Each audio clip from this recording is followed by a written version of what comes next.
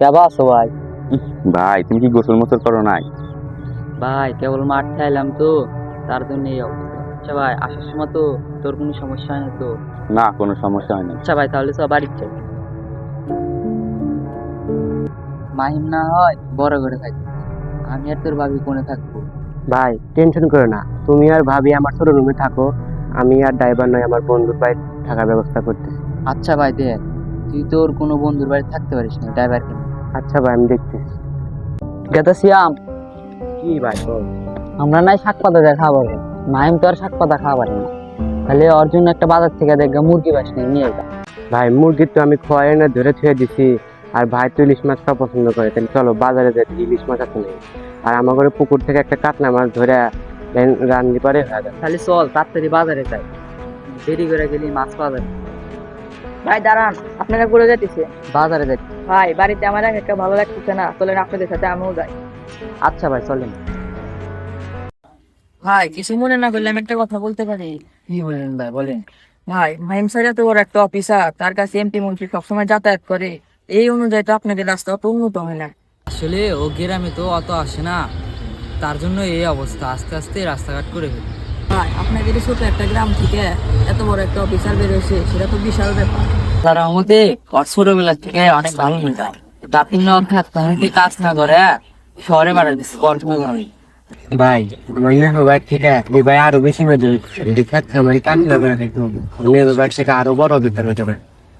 এই পুরানো দিনের কথা শুরু করলি, চল বাজারে যাই।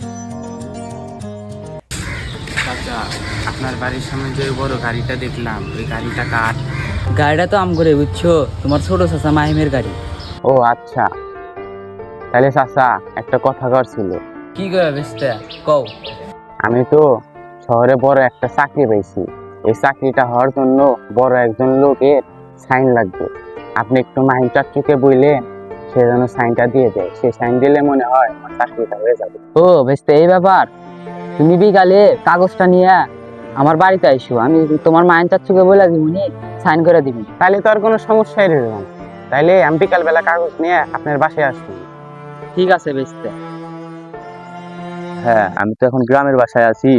আমি শহরে যে আপনার ওই ফাইলটা কাজটা করে দিব। হ্যাঁ হ্যাঁ, ঠিক আছে। আসসালামু আলাইকুম কাকা। আচ্ছা, আপনি একটু 1 মিনিট দাঁড়ান তো। ওয়ালাইকুম আসসালাম। কি তুমি বাবা, তোমাকে তো চিনলাম না। কাকা, আমি মধ্যপাড়ার সিদ্দিকের ছেলে। তুমি কিছু বলতে চাও?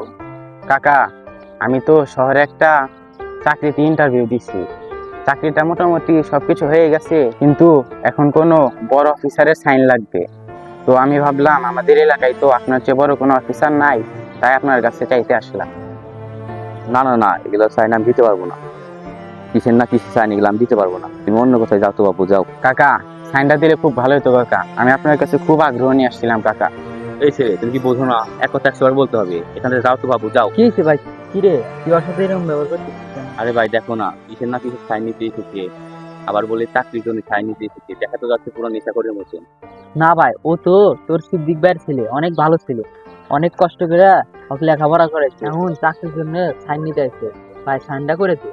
এই জন্যই তুমি মূর্খ মূর্খ থেকে গেলে। ওকে দেখা যাচ্ছে নেশাখোরের মতো, ওকে কি তাই সাইন দেওয়া যাবে? থাক চাচা, আমার আর সাইন লাগবে না। আমি বুঝছি।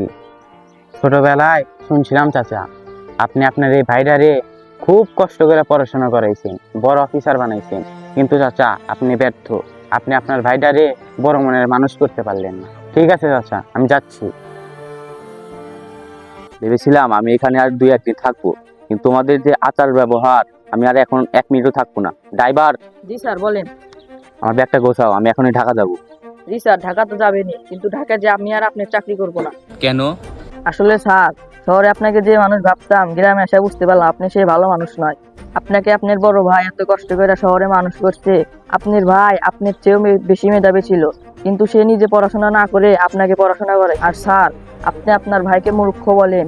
আপনার ভাই আপনাকে পড়ানোর জন্য মূর্খ হয়েছে, সে খেতে খামারে কাজ করে আপনাকে পড়াশোনা করাইছে। আর স্যার, আপনি আপনার ভাইয়ের উপর কৃতজ্ঞতা প্রকাশ করবে, তা না করে আপনার ভাইকে সবার সামনে অপমান করে।